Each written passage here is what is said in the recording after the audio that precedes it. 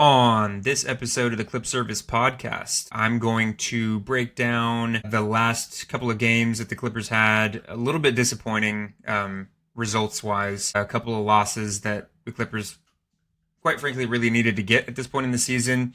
They did have a good bounce back against the Kings, got some revenge for the last outcome of the last matchup between those two teams.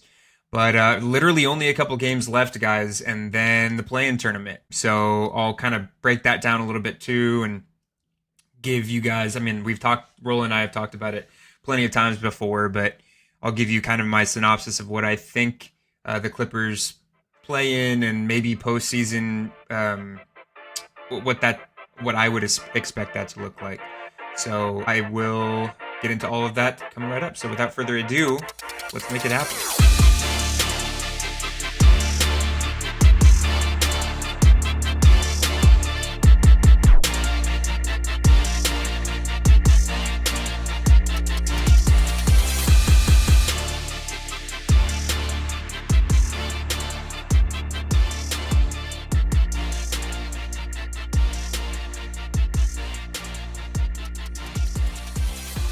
What is going on, Clipper Nation? Thank you so much for tuning into the Clip Service podcast. I am your host, Nick. Rolla, unfortunately, will not be joining me today. So it's just going to be me, but as Rolla always says every episode, you can check us out on YouTube. You can listen to us on Spotify, Deezer, Apple Podcasts, Amazon Music. And you can also give us a follow on Twitter and on Instagram at Clip Service Pod. Give us a follow. Let us know what you think of the pod. Comment, like, subscribe, all that jazz. But let's get right into it, as Rolla says. The Clippers, I touched on it up top, but the Clippers had I believe there's a 3-game stretch. I tuned into a couple. I was actually at the Spurs game. That one was kind of a disappointment, but I will get into that shortly. So the Clippers took 2 losses back-to-back, one against Portland, which came in the form of a 114-104 loss. And then the San Antonio loss, which was 118-99. They did bounce back against the Sacramento Kings, 138-109. So a really decisive win there, which is extremely important at this juncture in the season. And, where the Clippers, where they sit in the play-in, the play-in seeding. So every win matters and every loss matters. And so... really good to see that bounce back win against the Kings, but I'll go ahead and get to the not so fun stuff first. So the first game to recap was that Portland Trailblazers game. Denny Avdija led the way with 28 points, 11 rebounds, and 8 assists, so almost a triple-double. Went to the line, I believe, like 13 times. I think he's like second in the league in free throw attempts behind Luka. But Kawhi Leonard led the way for the Clippers in this one with 23. It just, I didn't watch this entire game, but just from what I saw, the Clippers did not appear to want it even close to the level that the Trailblazers wanted it. And I know that both teams are both vying for favorable position in the play-in tournament.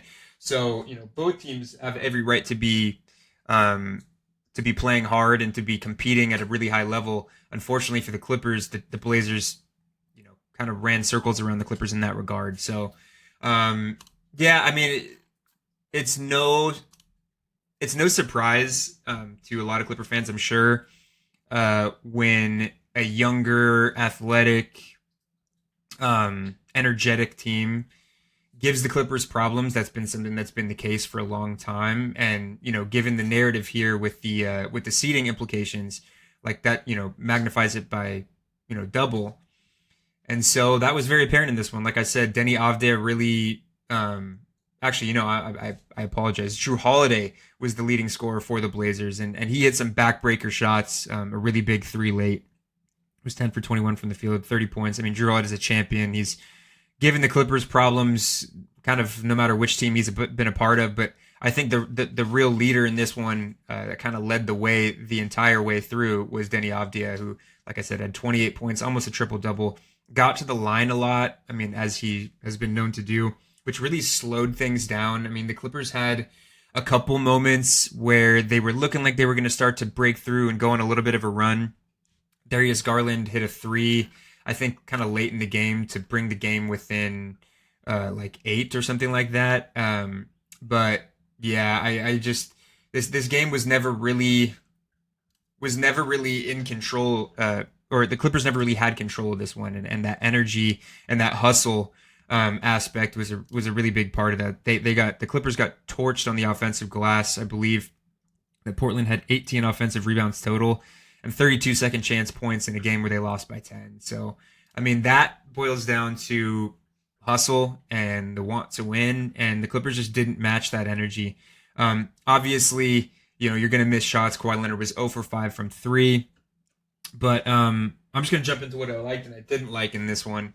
What I didn't like, obviously, was the thing that stood out to me the most was like I just touched on, the offensive glass. The Clippers are without Isaiah Jackson. Obviously, they're without Yannick.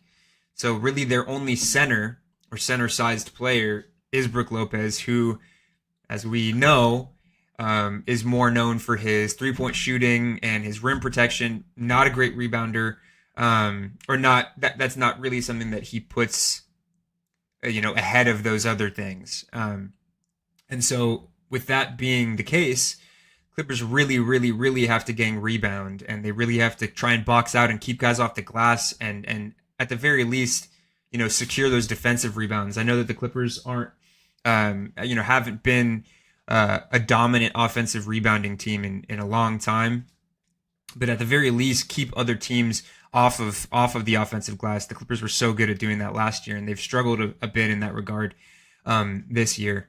But yeah, I think that was the biggest thing. I touched on it: the 32 offense or the 32 second chance points in a game that you really got to win, and in a game that you lose by 10, you can't afford to be giving up 32 second chance points.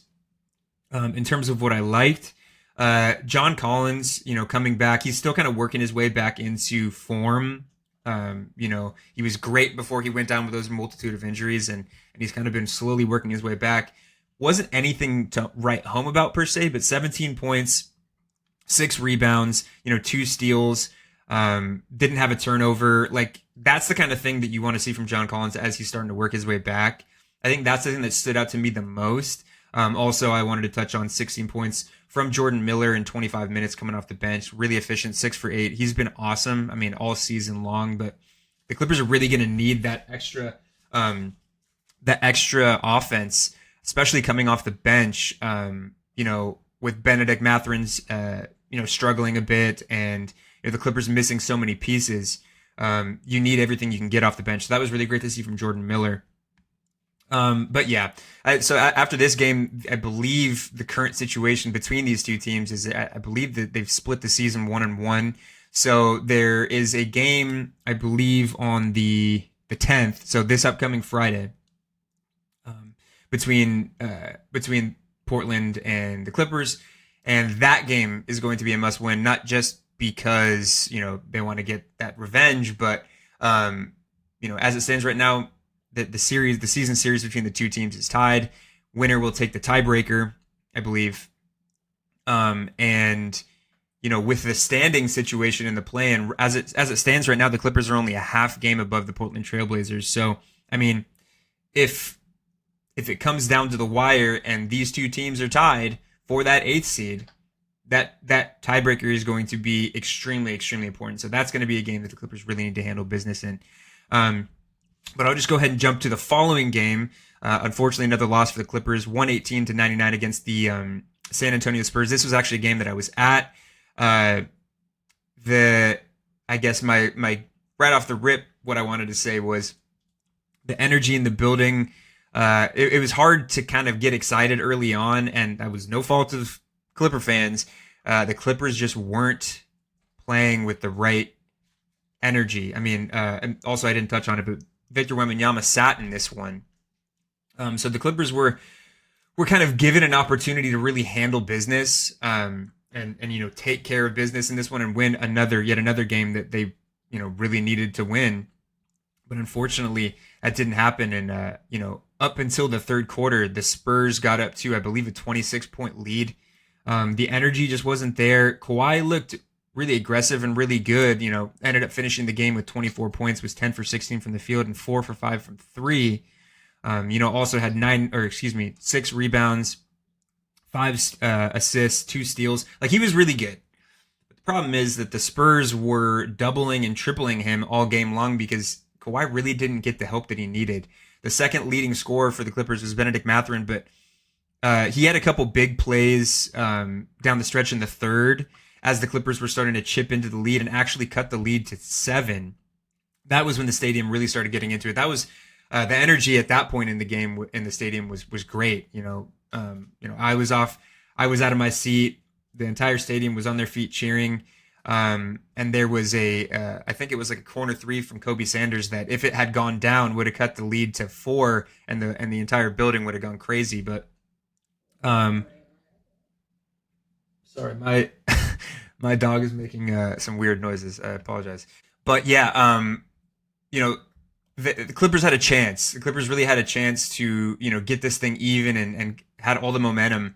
As I touched on, Benedict Mathurin, had a bit of a run. I think he had an and one that cut the lead to single digits. But there was a play down the stretch where the Clippers had a fast break power play. Had the numbers. Kobe Sanders and Ben Mathurin were running the break against, I think it was just one defender. And Ben Mathurin tries to take it to the house against the defender, get fouled, misses the layup when he could have just dumped it off to Kobe Sanders for the dunk. And it was a turnover. Spurs go the other way, hit a big 3, I think extend the lead to like 10 again or something like that, or 9 or 11. Benedict Mathurin has been struggling a bit late. And I think a big part of that is and I know a lot of fans are really, noticing this as well, and understandably so, a little bit frustrated with Benedict Mathurin's propensity to have like tunnel vision. And, he's an electric scorer, and when he's on, he can take over a game and, give you 40, as we saw, earlier. But I think that in moments like that, Benedict Mathurin really has to rein it in a bit and understand, the flow of the game, and understand, how to go and get yours in a way that helps the team, and in a way that's not selfish. And so, stuff like that. And I'm not saying Ben Mathurin, solely led to the loss of momentum for the Clippers in that run that they went on, but he contributed to that, and we've seen that a little bit the last couple of weeks. And Rolla and I touched on it. Rolla and I touched on it several episodes ago, and we were talking about what we think Ben Mathurin's ceiling is. And in my eyes, I see him as a starting 2 guard, and I see him as an all-star player in this league. But the one thing that he has to do is figure out how to turn the spark plug offense and, the instant offense and give me the ball and get out of the way. Take that and turn it into a consistent 15, 20, 25 a night, more efficient. He's been really struggling from behind the arc. Find a way to have a more reliable 3-point shot, get to your spots. Like, you're not going to be able to get a free throw every single time that you go to the hoop. So you have to diversify your offense, and you have to take the game in stride and not necessarily go out and force these buckets to go in. I mean, I like that aggressiveness about him, but there's a balance that you have to find. And that's something that I would really like to see from Ben Mathurin. But in a really long-winded way of saying, outside of Kawhi Leonard, Ben Mathurin, had 18 points, or Ben Mathurin had, how much did he have? Sorry, I completely lost my spot. Ben Mathurin had 18 points. But aside from that, Kawhi didn't have a ton of help. Darius Garland, this was like the second game in a row that he really struggled. Was 1 for 8 from 3, 5 for 17 from the field. Had a turnover.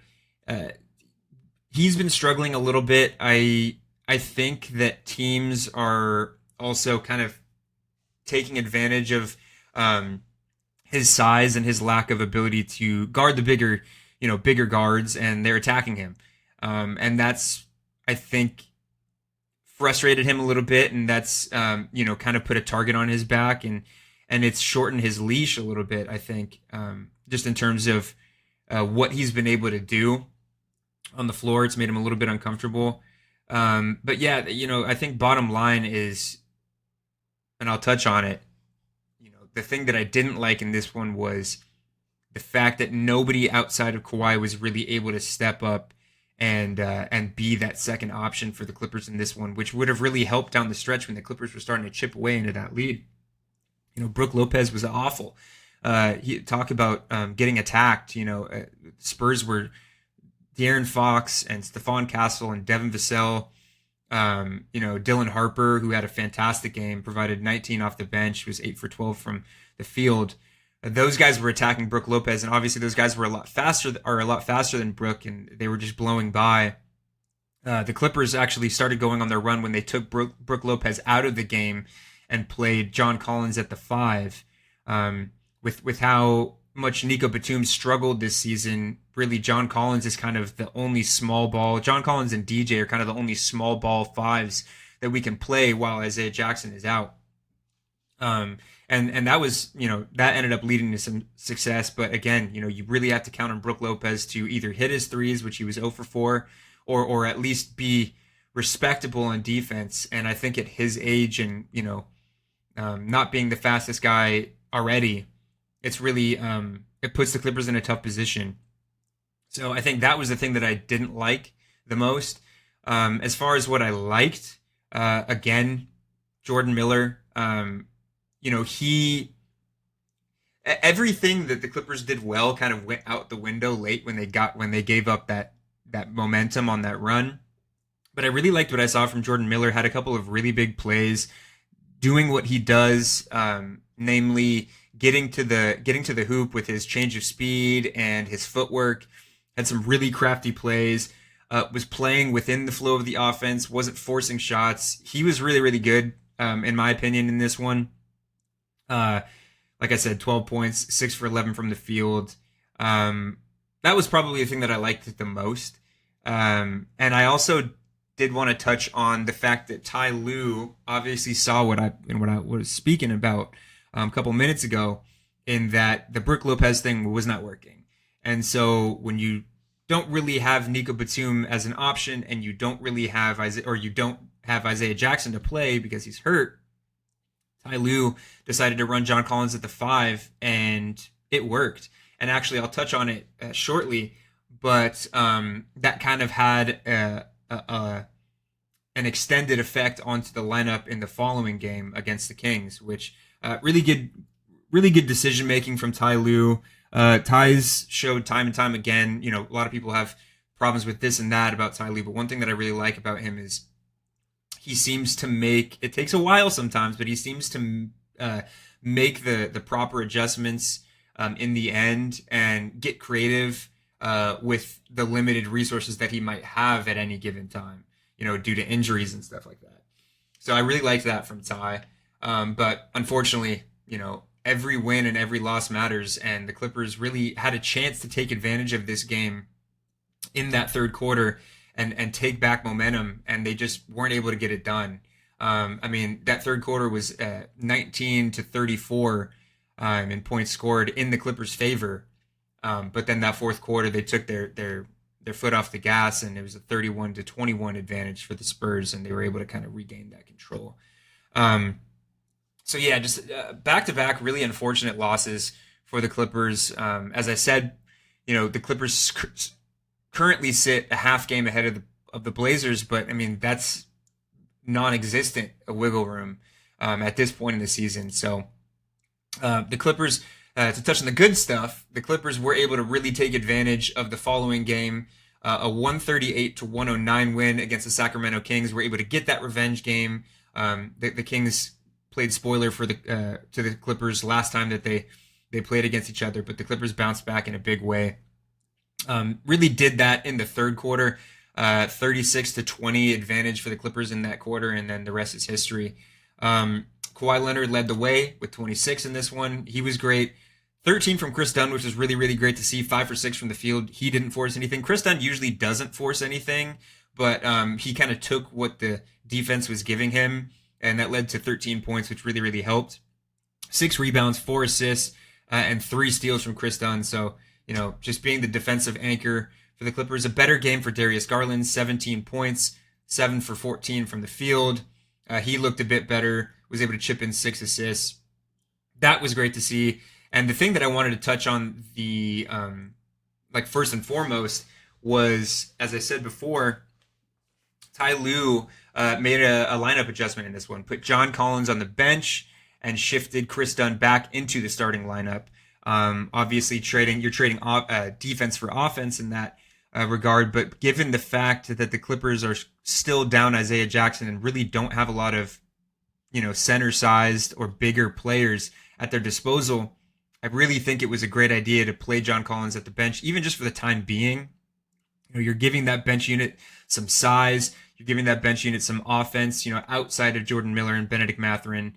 And it paid dividends, clearly. And then you bring Chris Dunn back into that starting role that he's been so used to, and you can have him set the tone defensively, take teams like the Kings, who really have no business winning these games, take teams like that out of the game, put your foot on their neck, and don't allow them back into the game and allow them to do what they did to us last time and play spoilers. So I like the decision a lot. I think it raises the defensive ceiling for that starting lineup a lot. It allows Kawhi to not have to exert so much exert so much effort on defense to start the game and allow him to really focus on offense. Chris Dunn can kind of float around, play free safety and, that organized chaos that he's so good at on the defensive end.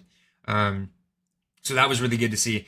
A couple of the bench players really contributed in this one, and I think a big part of that was this lineup change. But 17 points from Kobe Sanders. For the most part, Kobe's done a really good job of rising to the occasion when he's been called upon, and that was no different in this one. 5 for 8 from the field, 17 points, 4 for 4 from the free throw line, hit 3 threes, 13 from Jordan Miller. He was great. And Bogey got a couple minutes in this one, but, obviously 0 points. It was in garbage time. Didn't really matter. Benedict Mathurin, 27 minutes, 5 points. Again, I would really like to see Ben figure out how to get his offense consistent. But the one thing that I liked from Ben in this one was he was able to, and I think that was probably by Ty Lue's design, but he was really focusing a bit more on making plays, which we kind of saw when he first came to the Clippers. I think that first week that he was a Clipper, he was really kind of like a de facto playmaker coming off the bench. And we know that he can make plays, and we know obviously that he can score, but without his shot falling, I think that it's been really, it was really good to see last game, Benedict Mathurin leaning on his playmaking and his ability to if a double comes or if he's being guarded really closely, to look up, keep his head up, and try and make plays for others. 5 assists from Benedict Mathurin and 3 steals as well. He was really good on the defensive end in this one. So although he didn't contribute much in the scoring, in terms of scoring in this game, was able to find other ways to contribute, which is really, really good to see. As far as what I didn't like in this one, I think this is not something that really the Clippers can control, but it is something that I don't like nonetheless. But I really hope that Isaiah Jackson can get back and get healthy and be a part of this rotation again, because when Yannick went down, Isaiah Jackson really stepped up, and he was great for the Clippers for a couple weeks. And the Clippers really miss his energy and miss him being able to guard center-sized players and grab rebounds and just be a pick and roll option and a lob threat. So really, really hoping that Isaiah Jackson can come back. If not before the regular season is over, then definitely for a play-in game, because the Clippers really, really need him. And the Clippers have been plagued with injuries, obviously, dating back to the beginning of the season with the Beal broken hip. But, it is what it is. And, I just hope that we don't have to deal with it too much longer in terms of Isaiah Jackson being out of the lineup. But, guys, that does it for the recaps. As I said before, the Clippers currently sit half a game ahead of the Portland Trailblazers for that 8th seed. I think it's really, really, really important that the Clippers maintain that 7 or 8. Well, they won't get 7th, but maintain that 8th seed, because I would be really nervous about the Clippers having to win 2 play-in games if they were pushed down to the 9th or 10th. And it's not like I don't think that they could do it, but I think that's more wear and tear on the Clippers. This Clippers team that has really struggled with injuries late down the stretch anyway. It's more wear and tear on a team like that. And so I think it's hugely important that the Clippers maintain that 8th seed. And I think that for the next couple of games, every win is going to matter so much. And the Clippers, outside of the Oklahoma City Thunder, who they play on Wednesday, April 8th, so tomorrow, actually. Outside of that game, we have Dallas today. I'm recording this on Tuesday, April 7th. Dallas today, and then Portland on Friday, April 10th, which is probably going to be the biggest game of the season, given the tiebreaker situation and the implications on the seeding. And then, for whatever reason, Clippers are finishing the season yet again in a very, very important game against the Golden State Warriors. I mean, obviously, we had that instant classic last season where James Harden and Kawhi led the way to allow the Clippers to avoid the play-in.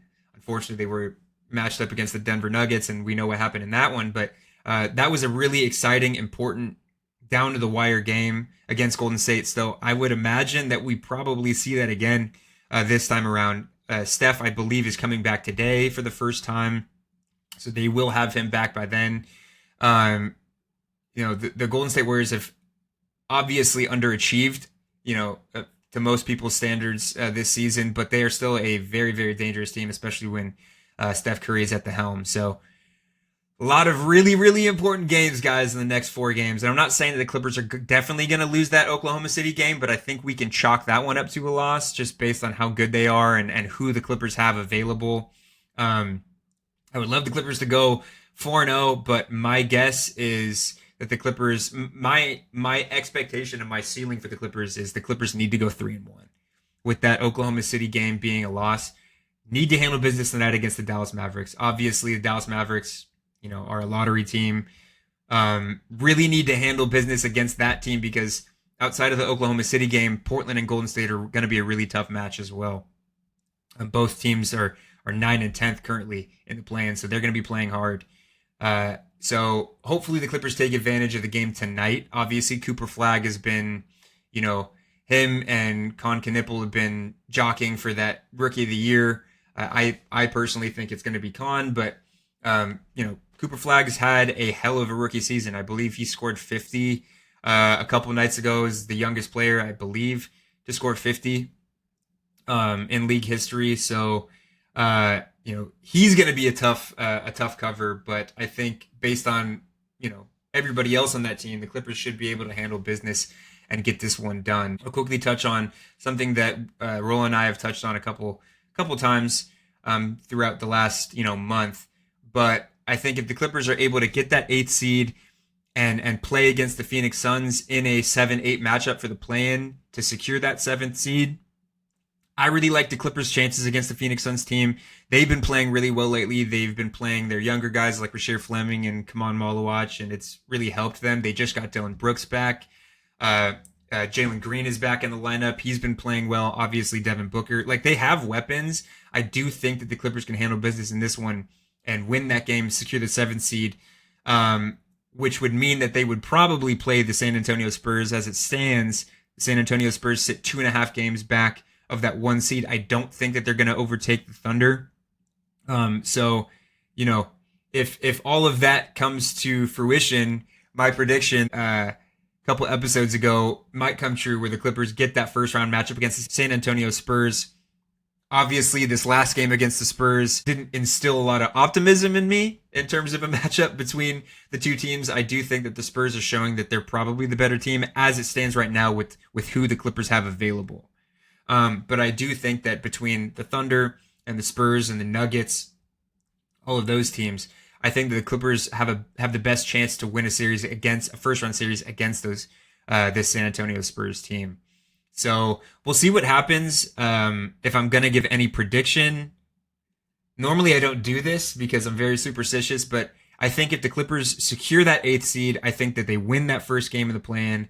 They play the San Antonio Spurs, and then I think it's kind of a coin flip in terms of who comes out of that series the victor. But all of that remains to be seen. Clippers just have to handle business in this next four game stretch. So really, Really hope they do. I think the one thing that I'm looking for in order for them to do that, outside of getting Isaiah Jackson back, is Benedict Mathurin being able to, especially if John Collins is a mainstay on that bench unit.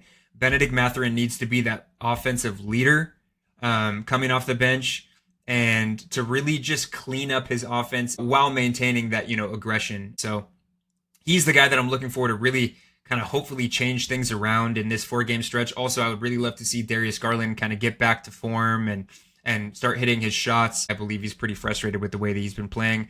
I would really like him to kind of grit through that and be the leader for this team, but I think that starts with how he plays on the floor. So I would really like to see him get back into form as well. But I think if all of that happens, I think the Clippers are in really good shape to get a good advantageous spot in the play-in and get out of the play-in tournament altogether. Yeah, thank you guys so much for tuning in. I know it's a little bit of a shorter episode, but there's not a whole lot else to talk about outside of what we expect to happen in the next couple games. So we'll have a lot to talk about here coming up. But for now, that does it for the Clip Service Pod. Thank you guys so much for tuning in. As I said up top, you can watch us on YouTube. Follow us on Instagram and on Twitter at Clip Service Pod. That's where you can get involved in any future sweepstakes, which we'll probably have coming up going into the playoffs. You can also listen to us on Spotify, Amazon Music, Apple Podcasts, and Deezer. But yeah, guys, comment, like, subscribe. Let us know what you think of the pods. Give us our feedback. And as always, thank you for tuning in. It ain't no lip service. This has been the Clip Service. And let's go Clips.